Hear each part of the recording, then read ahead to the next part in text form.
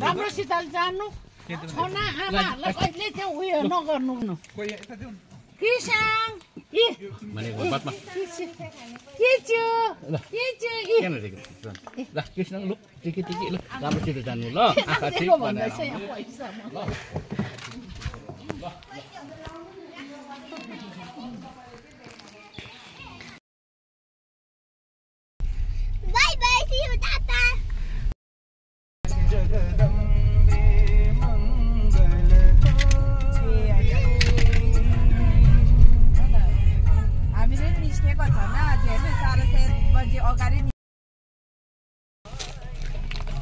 अब अहिले चाहिँ तमासा हेर्ने ठाउँ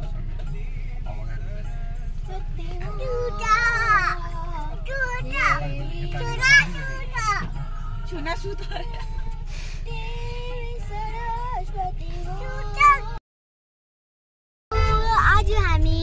यहाँ हाम्रो एउटा बेड छ गाडीको भित्र यो पापाले बनाइदिएको हो यसको लागि हामी यहाँ सुती जान्छ अन्त हामी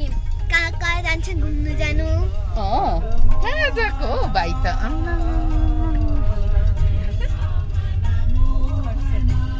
यहाँ सुत्दा हुन्छ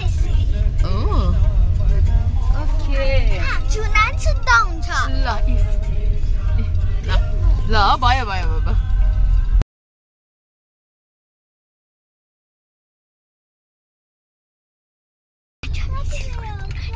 सिलगढी पुगे कि अब चाहिँ हामी घरमा जाँदैछ हाम्रो जर्नी स्टार्ट भयो आमा पापा बिचारा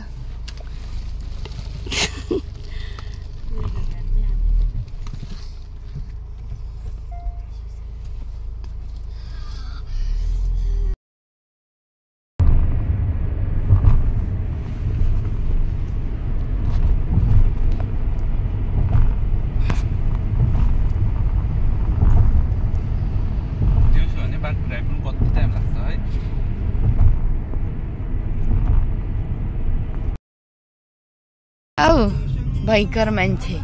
ऊ चाहिँ यहाँनिर एकछिन बस्नले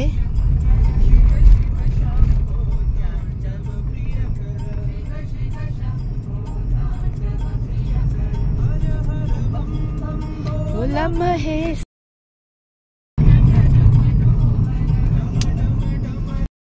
बिहान बिहानै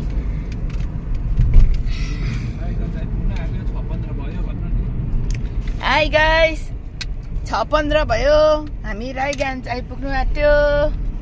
अब कोपाको काम गर्दैछु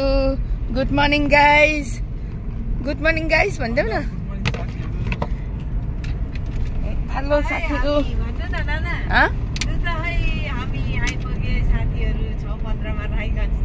अन्त हो मिराले पाराले हाले नि दुर्गे जय जय माँ करुणा सागरमा काली कपालिनीमा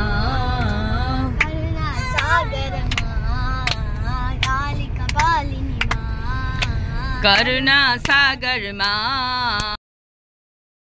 रो चाहिँ फराक्का ब्रिजमा आएपछि हामी ट्राफिक जाममा यसरी फस्यो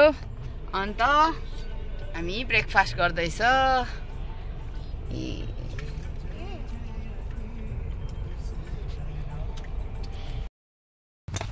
आमाले खाना नपठाइदिएको भए चाहिँ हामी फराक्का ब्रिजको त्यहाँनिर यसरी ट्राफिक बिचमा अलस तलस हुन्थेछ एसी त गयो त भाइ फेरि ए ल एकछिन होस् न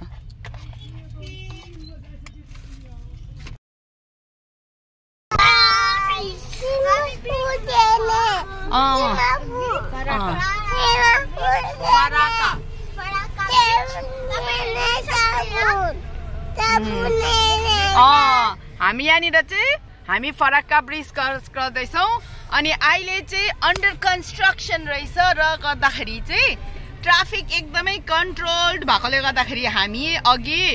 8:30 देखि अहिले 9:46 झन्डै 10 बज्न लाग्यो है त्यति बेलासम्म हामी ट्राफिक जाममा फसेर चाहिँ भर्खर हामीले फरक्का बीचभित्र माथिबाट चढ्दैछौँ। अनि खाबुलाई कस्तो लाग्दैछ फरक्का ब्रिज हेर्दा? अरू बेला एकदम स्पिड कुदेर जाने यहाँबाट गाडीहरू है, आज चाहिँ एकदमै स्लोली ट्राफिक, उतापट्टि एउटा ट्राफिक यतापट्टि एउटा ट्रक मात्रै हिँड्नु पाइरहेको छ है। एकदम यहाँनिर के पनि छ, बोट पनि रहेछ। ओके, अन्त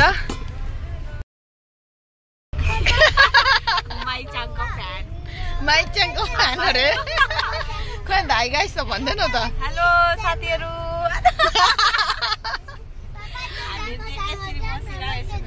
हामी त ओछ्यान लगाएर बसिराखेको छौँ है साथीहरू। कस्तो लाग्यो बस्दैछ होला साथीहरू, हाम्रो त यस्तो नानीहरूसँग पल्टाङ पल्टुङ छ है साथीहरू।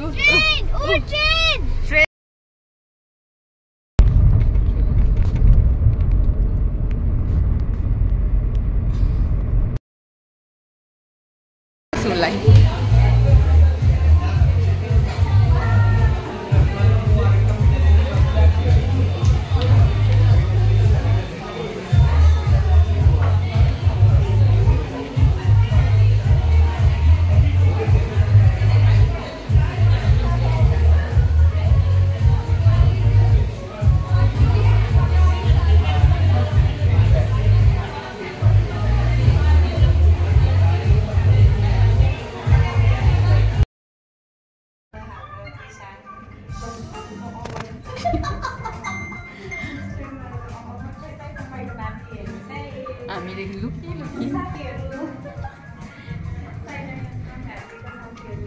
साइनाको फ्यामिलीको साथीहरू, तपाईँहरूको क्रिसान चाहिँ यसरी लुकी हामीदेखि भागी के गर्दैछ।